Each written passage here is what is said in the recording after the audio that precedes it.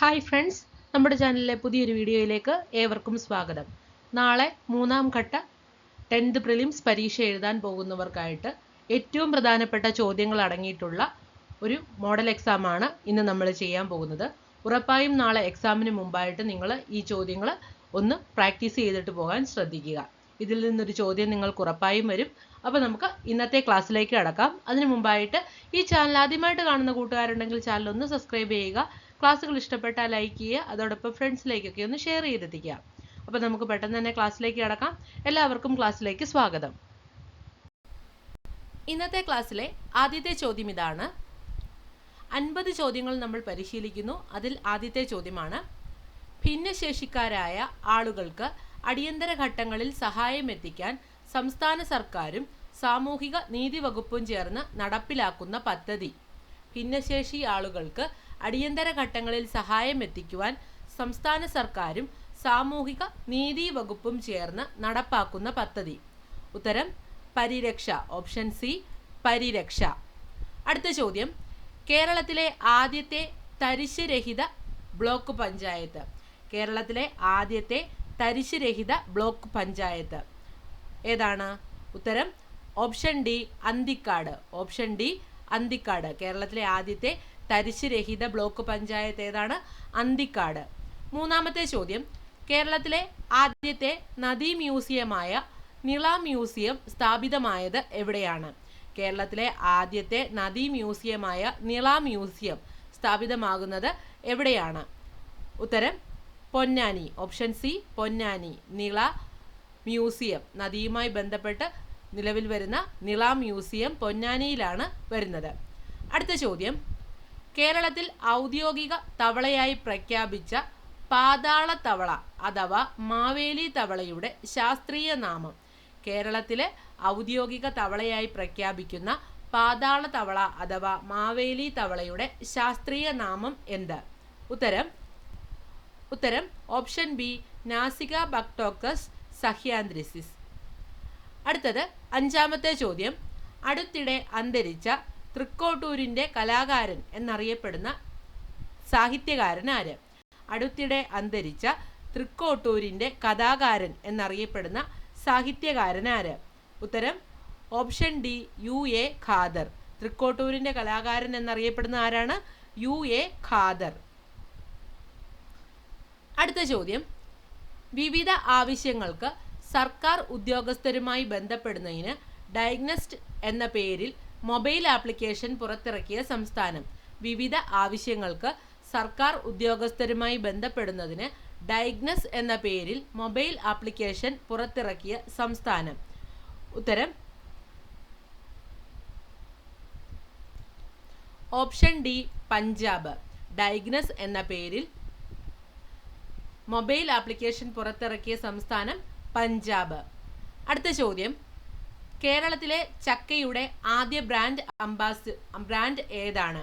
കേരളത്തിലെ ചക്കയുടെ ആദ്യ ബ്രാൻഡ് ഏതാണ്? ഉത്തരം option C, Thalir. Option C, Thalir. അടുത്ത ചോദ്യം എട്ടാമത്തെ ചോദ്യമാണ്. MK അർജുനൻ മാസ്റ്റർ ഫൗണ്ടേഷന്റെ 2022 അർജുനോപഹാര പുരസ്കാര ജേതാവ്. MK അർജുനൻ മാസ്റ്റർ ഫൗണ്ടേഷന്റെ 2022 അർജുനോപഹാര പുരസ്കാര ജേതാവ് ആരാണ്?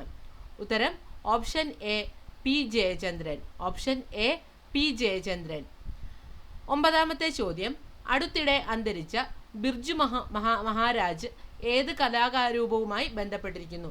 അടുത്തിടെ അന്തരിച്ച ബിർജു മഹാരാജ് ഏതു കലാരൂപവുമായി ബന്ധപ്പെട്ടിരിക്കുന്നു? ഉത്തരം option C, Kathak. Option C, Kathak.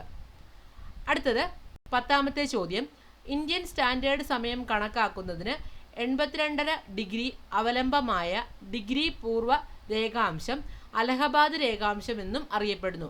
ഇത് കൃത്യമായി കടന്നു പോകുന്ന ഉത്തർപ്രദേശിലെ പട്ടണം ഏത്? അതായത് ഇന്ത്യൻ സ്റ്റാൻഡേർഡ് സമയം കണക്കാക്കുന്നതിന് 82.5 ഡിഗ്രി അവലംബമായ ഡിഗ്രി പൂർവ്വ രേഖാംശം അലഹബാദ് രേഖാംശം എന്നാണ് അറിയപ്പെടുന്നത്. ഇത് കൃത്യമായി കടന്നു പോകുന്ന ഉത്തർപ്രദേശിലെ പട്ടണം ഏതെന്നാണ് ചോദ്യം. ഉത്തരം option C, Mirzapur. Option C, Mirzapur. അടുത്തത്, കാളി നദി ഇന്ത്യയുടെ ഏത് അയൽരാജ്യവുമായുള്ള അതിർത്തി വർത്തിക്കുന്ന നദിയാണ്? കാളി നദി ഇന്ത്യയുടെ ഏത് അതിർത്തി രാജ്യവുമായുള്ള അതിർത്തി വർത്തിക്കുന്ന നദിയാണ്? ഉത്തരം option C Nepal. Option C Nepal. അടുത്തത് 12ാമത്തെ ചോദ്യമാണ്. ലിറ്റിൽ ആൻഡമാനെയും നിക്കോബാർ ദ്വീപസമൂഹത്തെയും വേർതിരിക്കുന്ന ചാനൽ ഏതാണ്? ലിറ്റിൽ ആൻഡമാനെയും നിക്കോബാർ ദ്വീപസമൂഹത്തെയും വേർതിരിക്കുന്ന ചാനൽ ഏതാണ്? Option C 10 degree channel. Option C 10 degree channel. അടുത്ത ചോദ്യം, ഷിംല, ഡാർജിലിംഗ് പോലെയുള്ള സുഖവാസ കേന്ദ്രങ്ങൾ സ്ഥിതി ചെയ്യുന്ന ഹിമാലയൻ പർവ്വതനില. ഷിംല, ഡാർജിലിംഗ് പോലെയുള്ള സുഖവാസ കേന്ദ്രങ്ങൾ സ്ഥിതി ചെയ്യുന്ന ഹിമാലയൻ പർവ്വതനിര. ഉത്തരം ഓപ്ഷൻ ബി ഹിമാചൽ. ഉത്തരം ഓപ്ഷൻ ബി ഹിമാചൽ. അടുത്ത ചോദ്യം, രാജസ്ഥാൻ കനാൽ അഥവാ ഇന്ദിരാഗാന്ധി കനാൽ ഏതൊക്കെ സംസ്ഥാനങ്ങളിലൂടെ കടന്നു പോകുന്ന ജലസേചന പദ്ധതിയാണ്? രാജസ്ഥാൻ കനാൽ ഏതൊക്കെ സംസ്ഥാനങ്ങളിലൂടെ കടന്നു പോകുന്ന ജലസേചന പദ്ധതിയാണ്? ഉത്തരം പഞ്ചാബ്, ഹരിയാന, രാജസ്ഥാൻ. ഓപ്ഷൻ ബി ആണ് ശരിയായ ഉത്തരം. രാജസ്ഥാൻ കനാൽ അറിയപ്പെടുന്ന മറ്റൊരു പേരാണ് ഇന്ദിരാ കനാൽ. ഇത് ഏതൊക്കെ സംസ്ഥാനങ്ങളിലൂടെയാണ് കടന്നു പോകുന്നതെന്നാണ് ചോദിച്ചിരിക്കുന്നത്. ഉത്തരം പഞ്ചാബ്, ഹരിയാന, രാജസ്ഥാൻ. അടുത്ത ചോദ്യം, ഭൂപൻ ഹസാരിക പാലം ഏതു സംസ്ഥാനത്താണ്? ഭൂപൻ ഹസാരിക പാലം ഏതു സംസ്ഥാനത്താണ്? ഉത്തരം option B Assam. Option B Assam. ഇന്ത്യയിലെ വെളുത്ത മരുഭൂമി എന്ന് വിശേഷിപ്പിക്കുന്നത് എന്തിനെയാണ്? ഇന്ത്യയിലെ വെളുത്ത മരുഭൂമി എന്ന് വിശേഷിപ്പിക്കുന്നത് എന്തിനെയാണ്? ഉത്തരം option C Rann of Kutch. Option C Rann of Kutch. അടുത്തത് 17ാമത്തെ ചോദ്യം, താഴെ തന്നിരിക്കുന്നതിൽ പടിഞ്ഞാറോട്ടൊഴുകുന്ന ഉപദ്വീപീയ നദികൾ ഏതൊക്കെയാണ്? താഴെ തന്നിട്ടുള്ളവയിൽ പടിഞ്ഞാറോട്ടൊഴുകുന്ന ഉപദ്വീപീയ നദികൾ ഏതൊക്കെയാണ്? ഉത്തരം ഓപ്ഷൻ സി നർമ്മദ, താപ്തി. നർമ്മദയും താപ്തിയും പടിഞ്ഞാറോട്ടൊഴുകുന്ന ഉപദ്വീപീയ നദികളാണ്. അടുത്തത് 18ാമത്തെ ചോദ്യം, ഇന്ത്യയിൽ ഏറ്റവും നീളം കൂടിയ എക്സ്പ്രസ് ഹൈവേ. ഇന്ത്യയിൽ ഏറ്റവും നീളം കൂടിയ എക്സ്പ്രസ് ഹൈവേ ഏതാണ്? ഉത്തരം ഓപ്ഷൻ എ ആഗ്ര, ലക്നൗ. ഇന്ത്യയിൽ ഏറ്റവും നീളം കൂടിയ എക്സ്പ്രസ് ഹൈവേ ഏതാണ്? ആഗ്ര, ലക്നൗ.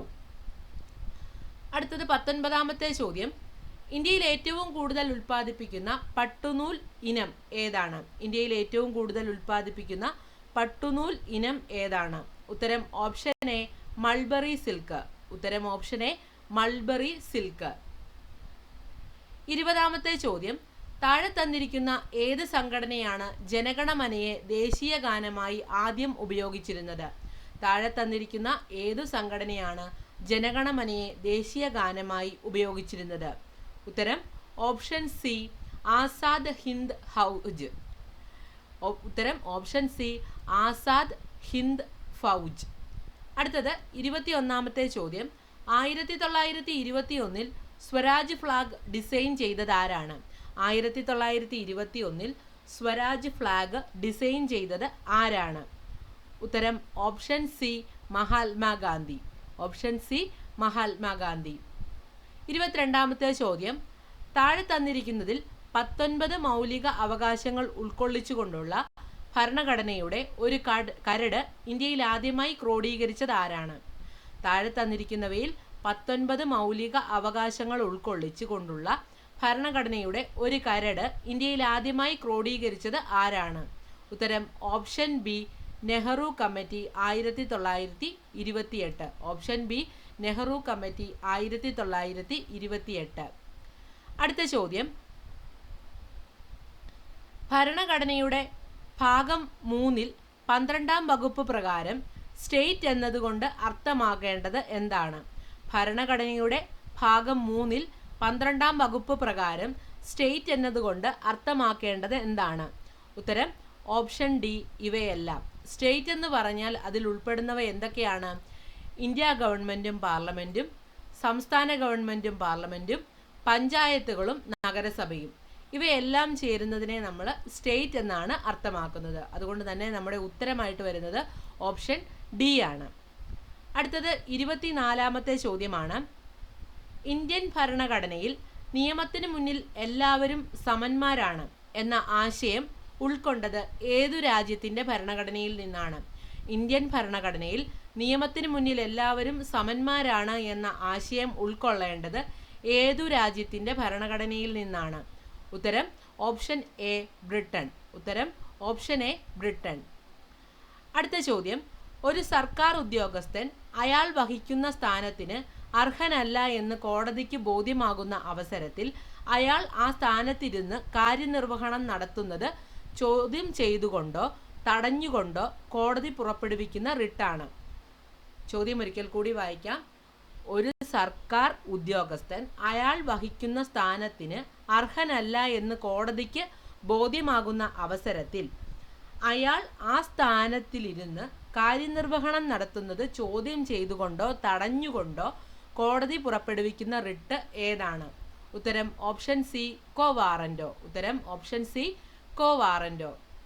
അടുത്തത് 26-ാമത്തെ ചോദ്യമാണ്. താഴെ തന്നിരിക്കുന്നവയിൽ കുട്ടികളുടെ വിദ്യാഭ്യാസത്തെക്കുറിച്ച് പ്രതിപാദിക്കുന്ന ഭരണഘടനാ ഭാഗം. താഴെ തന്നിരിക്കുന്നവയിൽ കുട്ടികളുടെ വിദ്യാഭ്യാസത്തെക്കുറിച്ച് പ്രതിപാദിക്കുന്ന ഭരണഘടനാ ഭാഗം ഏത്? ഉത്തരം ഓപ്ഷൻ ഡി ഇവയെല്ലാം.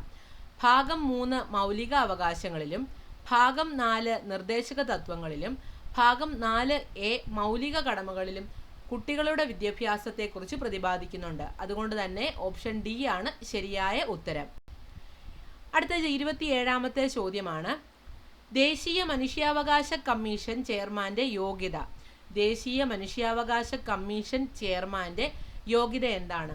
ഉത്തരം ഓപ്ഷൻ സി റിട്ടയർഡ് സുപ്രീം കോടതി ചീഫ് ജസ്റ്റിസ് അഥവാ റിട്ടയർഡ് സുപ്രീം കോടതി ചീഫ് ജസ്റ്റിസ്. ഓക്കെ, ശ്രദ്ധിക്കുക. റിട്ടയർഡ് സുപ്രീം കോടതി ചീഫ് ജസ്റ്റിസ് അഥവാ റിട്ടയർഡ് സുപ്രീം കോടതി ജഡ്ജി, ഇവരിൽ ആരെങ്കിലും ആകാം. ഈ യോഗ്യതയുള്ളവരാകാം ദേശീയ മനുഷ്യാവകാശ കമ്മീഷൻ്റെ ചെയർമാനായിട്ട് വരുന്നത്. അടുത്തത് 28-ാമത്തെ ചോദ്യം. ദേശീയ മനുഷ്യാവകാശ കമ്മീഷൻ്റെ അനൗദ്യോഗിക അംഗമല്ലാത്തത് ആരാണ്? ദേശീയ മനുഷ്യാവകാശ കമ്മീഷൻ്റെ അനൗദ്യോഗിക അംഗമല്ലാത്തത് ആരാണ്? ഉത്തരം option D Lok Sabha speaker. Option D Lok Sabha speaker. അടുത്ത ചോദ്യം. ഇന്ത്യയുടെ സ്വാതന്ത്ര്യവുമായി ബന്ധപ്പെട്ട് വിധിയുമായുള്ള കൂടിക്കാഴ്ച എന്ന പ്രസിദ്ധ പ്രസംഗം ആരുടേതാണ്? ഇന്ത്യയുടെ സ്വാതന്ത്ര്യവുമായി ബന്ധപ്പെട്ടിരിക്കുന്ന വിധിയുമായുള്ള കൂടിക്കാഴ്ച എന്ന പ്രസിദ്ധ പ്രസംഗം ആരുടേതാണ്? ഉത്തരം ഓപ്ഷൻ ബി ജവഹർലാൽ നെഹ്റു. വിധിയുമായുള്ള കൂടിക്കാഴ്ച എന്ന പ്രസിദ്ധ പ്രസംഗം ആരുടേതാണ്? ജവഹർലാൽ നെഹ്റുവിൻ്റേതാണ്. അടുത്തത് നമ്മൾ മുകളിലെ ഒരു ചോദ്യം വിട്ടുപോയി. 29-ാമത്തെ ചോദ്യം. വിവരാവകാശവുമായി നിയമവുമായി ബന്ധപ്പെട്ട് അറിയാൻ സാധിക്കുന്നത് എത്ര വർഷം വരെയുള്ള കാര്യങ്ങളാണ്? വിവരാവകാശ നിയമവുമായി ബന്ധപ്പെട്ട് അറിയാൻ സാധിക്കുന്നത് എത്ര വർഷം വരെയുള്ള കാര്യങ്ങളാണ്? ഉത്തരം ഓപ്ഷൻ എ 20 വർഷം. ഓപ്ഷൻ എ 20 വർഷം. അടുത്തത് 31-ാമത്തെ ചോദ്യമാണ്.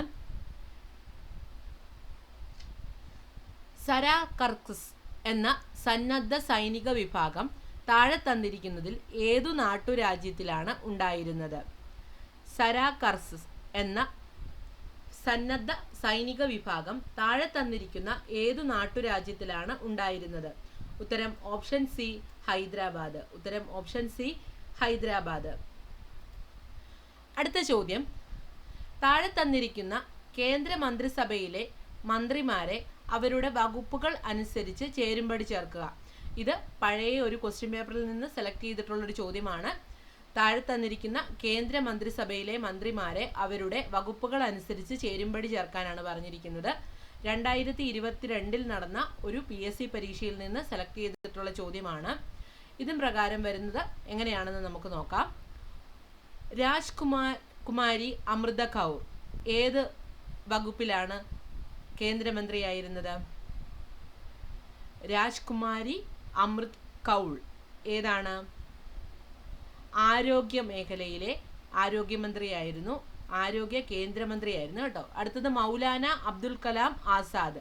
മൗലാന അബ്ദുൽ കലാം ആസാദ് ഏത് വകുപ്പിലായിരുന്നു? വിദ്യാഭ്യാസ വകുപ്പിലായിരുന്നു. സി. ജവഹർലാൽ നെഹ്റു ഏതിലായിരുന്നു? വിദേശകാര്യത്തിലാണ്. വിദേശകാര്യ വകുപ്പ് മന്ത്രിയായിരുന്നു ജവഹർലാൽ നെഹ്റു. ബൽദേവ് സിംഗ് പ്രതിരോധ മന്ത്രിയായിരുന്നു. ബൽദേവ് സിംഗ് പ്രതിരോധ മന്ത്രിയായിരുന്നു. പഴയ ഒരു ക്വസ്റ്റ്യൻ പേപ്പറിൽ നിന്നുള്ള ചോദ്യമാണ്, പഠിച്ചിട്ട് പോവുക. നമുക്ക് ഓപ്ഷനിൽ നിന്ന് വരുന്നത് ഓപ്ഷൻ എ ആണ് ശരിയായി വരുന്ന ഉത്തരം. Option A. അടുത്തത് 33ാമത്തെ ചോദ്യം. ഡൽഹിയിലെ സ്മൃതി സ്ഥൽ ഏത് മുൻ ഇന്ത്യൻ പ്രധാനമന്ത്രിയുടെ അന്തിമ വിശ്രമ സ്ഥലമാണ്? ഡൽഹിയിലെ സ്മൃതി സ്ഥൽ ഏത് മുൻ ഇന്ത്യൻ പ്രധാനമന്ത്രിയുടെ അന്ത്യവിശ്രമ സ്ഥലമാണ്? ഉത്തരം ഓപ്ഷൻ സി IK ഗുജറാൾ. ഉത്തരം ഓപ്ഷൻ സി IK ഗുജറാൾ. അടുത്തത് 34ാമത്തെ ചോദ്യം. ആകസ്മികവും ആയുസ് കുറഞ്ഞതുമായ വേനൽ കൊടുങ്കാറ്റായിരുന്നു മീററ്റിലെ കലാപം എന്ന് നിരീക്ഷിച്ച ചരിത്രകാരൻ ആരാണ്? ആകസ്മികവും ആയുസ് കുറഞ്ഞതുമായ വേനൽ കൊടുങ്കാറ്റായിരുന്നു മീററ്റ് കലാപം എന്ന് നിരീക്ഷിച്ച ചരിത്രകാരൻ ആരാണ്?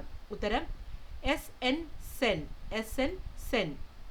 അടുത്തത് 35ാമത്തെ ചോദ്യം. ഇന്ത്യയിൽ ഗാന്ധിജിയുടെ ആദ്യ നിരാഹാര സമരം ഏത്? ഇന്ത്യയിൽ ഗാന്ധിജിയുടെ ആദ്യ നിരാഹാര സമരം ഏതാണ്? ഉത്തരം ഓപ്ഷൻ ബി അഹമ്മദാബാദ് തുണിമില്ല് സമരം. ഓപ്ഷൻ ബി അഹമ്മദാബാദ് തുണിമില്ല് സമരം. 36ാമത്തെ ചോദ്യം. നിസ്സഹരണ പ്രസ്ഥാനവുമായി ബന്ധപ്പെട്ട് കാര്യങ്ങൾ ചർച്ച ചെയ്ത് അംഗീകരിച്ച 1920 നാഗ്പൂരിലെ INC വാർഷിക സമ്മേളനത്തിന്റെ അധ്യക്ഷനായിരുന്നത് ആരാണ്? നിസ്സഹരണ പ്രസ്ഥാനവുമായി ബന്ധപ്പെട്ട് കാര്യങ്ങൾ ചർച്ച ചെയ്ത് അംഗീകരിച്ച് 1920 നാഗ്പൂർ INC വാർഷിക സമ്മേളനത്തിലെ അധ്യക്ഷൻ ആരായിരുന്നു? ഉത്തരം ഓപ്ഷൻ ഡി സി വിജയരാഘവ ആചാര്യർ. ഉത്തരം ഓപ്ഷൻ ഡി സി വിജയരാഘവ ആചാര്യർ. 37ാമത്തെ ചോദ്യം. ബ്രിട്ടീഷ് ഇന്ത്യയിൽ നിന്നും ബർമ്മ വേർപെടുത്തിയത് എന്നാണ്? ബ്രിട്ടീഷ് ഇന്ത്യയിൽ നിന്നും ബർമ്മ വേർപെടുത്തിയത് എന്നാണ്? ഉത്തരം ഓപ്ഷൻ സി 1937. Option C 1937. അടുത്ത ചോദ്യം. രാജാറാം മോഹൻ റോയ് പേർഷ്യൻ ഭാഷയിൽ ആരംഭിച്ച വാരിക. രാജാറാം മോഹൻ റോയ് പേർഷ്യൻ ഭാഷയിൽ ആരംഭിച്ച വാരിക ഏതാണ്? ഉത്തരം ഓപ്ഷൻ സി മിറാത്ത ഉൽ അക്ബർ. മിറാത്ത ഉൽ അക്ബർ എന്ന വാരികയാണ് പേർഷ്യൻ ഭാഷയിൽ രാജാറാം മോഹൻ റോയ് ആരംഭിച്ചത്. അടുത്ത ചോദ്യം. 1958 ഭാരതരത്ന ബഹുമതി നേടിയ വ്യക്തിയാണ് ഇന്ത്യയിലെ ഏറ്റവും പ്രായം കൂടിയ ഭാരതരത്ന ജേതാവ്. ആരാണ് അദ്ദേഹം? 1958 ഭാരതരത്ന ബഹുമതി നേടിയ വ്യക്തിയാണ് ഇന്ത്യയിലെ ഏറ്റവും പ്രായം കൂടിയ ഭാരതരത്ന ജേതാവ്. ആരാണ് അദ്ദേഹം? ഉത്തരം ഓപ്ഷൻ ഡി DK കാർവേ. ഉത്തരം ഓപ്ഷൻ ഡി DK കാർവേ ആണ് ഉത്തരം. അടുത്തത് 40ാമത്തെ ചോദ്യമാണ്. കേരളത്തിൽ ജനസംഖ്യ കുറഞ്ഞ താലൂക്ക്. കേരളത്തിൽ ജനസംഖ്യ കുറഞ്ഞ താലൂക്ക്. Option A Mallappally. 41ാമത്തെ ചോദ്യം. ഇന്ത്യയിലെ ആദ്യത്തെ തേനീച്ച പാർക്ക് നിലവിൽ വന്ന ജില്ല. ഇന്ത്യയിലെ ആദ്യത്തെ തേനീച്ച പാർക്ക് നിലവിൽ വന്ന ജില്ല. ഉത്തരം ഓപ്ഷൻ ബി ആലപ്പുഴ. ഉത്തരം ഓപ്ഷൻ ബി ആലപ്പുഴ. 42ാമത്തെ ചോദ്യം. കേരളത്തിൽ ഏറ്റവും കൂടുതലായുള്ള മണ്ണാണ് ലാറ്ററൈറ്റ് മണ്ണ്. ഈ ലാറ്ററൈറ്റ് മണ്ണ് കാണപ്പെടുന്ന കേരളത്തിലെ ഭൂപ്രദേശം ഏതാണ്? കേരളത്തിലെ ഏറ്റവും കൂടുതൽ കാണപ്പെടുന്ന മണ്ണാണ് ലാറ്ററൈറ്റ് മണ്ണ്. ലാറ്ററൈറ്റ് മണ്ണ് കാണപ്പെടുന്ന ഭൂപ്രദേശം ഏതാണ്? ഉത്തരം ഓപ്ഷൻ ബി ഇടനാട്. ഓപ്ഷൻ ബി ഇടനാട്. അടുത്ത ചോദ്യം. പാലക്കാട് ചുരത്തിലെ ഏറ്റവും പ്രധാനപ്പെട്ട ദേശീയപാതയായ NH 544 ഏതൊക്കെ സ്ഥലങ്ങളെയാണ് ബന്ധിപ്പിക്കുന്നത്? പാലക്കാട് ചുരത്തിലെ ഏറ്റവും പ്രധാനപ്പെട്ട ദേശീയപാതയായ NH 544 ഏതൊക്കെ സ്ഥലങ്ങളെ തമ്മിലാണ് ബന്ധിപ്പിക്കുന്നത്? ഉത്തരം ഓപ്ഷൻ സി സേലം എറണാകുളം. ഉത്തരം ഓപ്ഷൻ സി സേലം എറണാകുളം. അടുത്ത ചോദ്യം. ശ്രീ ശങ്കരാചാര്യരുടെ ജന്മസ്ഥലമായ കാലടി സ്ഥിതി ചെയ്യുന്നത് ഏതു നദിയുടെ തീരത്താണ്? ശ്രീ ശങ്കരാചാര്യരുടെ ജന്മസ്ഥലമായ കാലടി സ്ഥിതി ചെയ്യുന്നത് ഏത് നദിയുടെ തീരത്താണ്? ഉത്തരം ഓപ്ഷൻ എ പെരിയാർ. ഉത്തരം ഓപ്ഷൻ എ പെരിയാർ. അടുത്തത് 45-ാമത്തെ ചോദ്യം. ശ്രീ ശങ്കരാചാര്യരുടെ ജന്മസ്ഥലമായ, നമ്മളത് വായിച്ചു, ശ്രീ ശങ്കരാചാര്യരുടെ ജന്മസ്ഥലമായ കാലടി സ്ഥിതി ചെയ്യുന്നത് ഏത് നദിയുടെ തീരത്താണ്? പെരിയാർ നദിയുടെ തീരത്താണ്. അടുത്തത് കേരളത്തിലെ ഏറ്റവും ചെറിയ ശുദ്ധജല തടാകം. കേരളത്തിലെ ഏറ്റവും ചെറിയ ശുദ്ധജല തടാകം ഏതാണ്? ഓപ്ഷൻ ഡി പൂക്കോട് തടാകം. ഓപ്ഷൻ ഡി പൂക്കോട് തടാകം. 46-ാമത്തെ ചോദ്യം. കേരളത്തിലെ ഏറ്റവും ഒടുവിലത്തെ ദേശീയ പാർക്ക്. കേരളത്തിലെ ഏറ്റവും ഒടുവിലത്തെ ദേശീയ പാർക്ക് ഏതാണ്? Option D Pambadumchola. Option D Pambadumchola. 47-ാമത്തെ ചോദ്യം. സമുദ്ര മത്സ്യസമ്പത്ത് ഏറ്റവും കൂടുതലുള്ള ജില്ല. സമുദ്ര മത്സ്യസമ്പത്ത് ഏറ്റവും കൂടുതലുള്ള ജില്ല ഏതാണ്? ഉത്തരം option A Kollam. Option A Kollam. അടുത്തത് 48-ാമത്തെ ചോദ്യം. ആദ്യമായി ഒരു മലയാളി പങ്കെടുത്ത ഒളിമ്പിക്സ് ഏതാണ്? ആദ്യമായി ഒരു മലയാളി പങ്കെടുത്ത ഒളിമ്പിക്സ് ഏതാണ്? 1924 പാരീസിൽ നടന്ന ഒളിമ്പിക്സിലാണ് ആദ്യമായിട്ടൊരു മലയാളി പങ്കെടുത്തത്. അദ്ദേഹത്തിൻ്റെ പേരാണ് CK ലക്ഷ്മണൻ. CK ലക്ഷ്മണൻ ആണ് കേരളത്തിൽ നിന്നും പങ്കെടുത്ത ആദ്യത്തെ മലയാളി. ഒളിമ്പിക്സിൽ 1924 പാരീസിൽ വെച്ച് നടന്നിട്ടുള്ള ഒളിമ്പിക്സ് ആണിത്. അടുത്ത ചോദ്യം. കേരളത്തിലെ ഏറ്റവും വലിയ കായിക പുരസ്കാരം ഏത്? കേരളത്തിലെ ഏറ്റവും വലിയ കായിക പുരസ്കാരം ഏതാണ്? ഉത്തരം ഓപ്ഷൻ ബി GV രാജ പുരസ്കാരം. GV രാജ പുരസ്കാരം. അടുത്തത് 50-ാമത്തെ ചോദ്യമാണ്. ആറ്റിങ്ങൽ കലാപത്തിന്റെ അനന്തരഫലമായി ഉണ്ടായ ഉടമ്പടി. ആറ്റിങ്ങൽ കലാപത്തിന്റെ അനന്തരഫലമായി ഉണ്ടായ ഉടമ്പടി ഏതാണ്? ഉത്തരം ഓപ്ഷൻ ഡി വേണാട് ഉടമ്പടി. ഉത്തരം ഓപ്ഷൻ ഡി വേണാട് ഉടമ്പടി. ആറ്റിങ്ങൽ കലാപത്തിന്റെ അനന്തരഫലമായി ഉണ്ടായ ഉടമ്പടി ഏതാണ്? വേണാട് ഉടമ്പടി. അപ്പം നമ്മൾ നാളത്തെ 3-ാം ഘട്ട 10th ലെവൽ പ്രിലിംസ് പരീക്ഷയ്ക്ക് വേണ്ടി ഈ 50 ചോദ്യങ്ങളുടെ പരീക്ഷയായിരുന്നു. നിങ്ങൾ മാക്സിമം ഈ ചോദ്യങ്ങൾ പഠിച്ചിട്ട് പോകാൻ ശ്രദ്ധിക്കുക. ഇതിൽ നിന്ന് ചോദ്യം പ്രതീക്ഷിക്കാവുന്നതാണ്. അപ്പം നമുക്ക് ഇന്നത്തെ ക്ലാസ് വൈൻഡപ്പ് ചെയ്യാം. നാളെ പരീക്ഷ എഴുതാൻ പോകുന്ന എല്ലാ കൂട്ടുകാർക്കും നല്ലൊരു വിജയം ആശംസിക്കുന്നു. അതോടൊപ്പം നിങ്ങൾ ഈ ചാനൽ ആദ്യമായിട്ട് കാണുകയാണെങ്കിൽ ചാനൽ ഒന്ന് സബ്സ്ക്രൈബ് ചെയ്യുക. ക്ലാസ്സുകൾ ഇഷ്ടപ്പെട്ടാൽ ലൈക്ക് ചെയ്യുക. നിങ്ങളുടെ അഭിപ്രായങ്ങളും നിർദ്ദേശങ്ങളും ഒക്കെ കമൻറ്റുകളായിട്ടിടാം. അടുത്ത ദിവസം നമുക്ക് മറ്റൊരു ക്ലാസ്സുമായി വീണ്ടും കാണാം. എല്ലാവർക്കും വിജയാശംസകൾ. Thank you.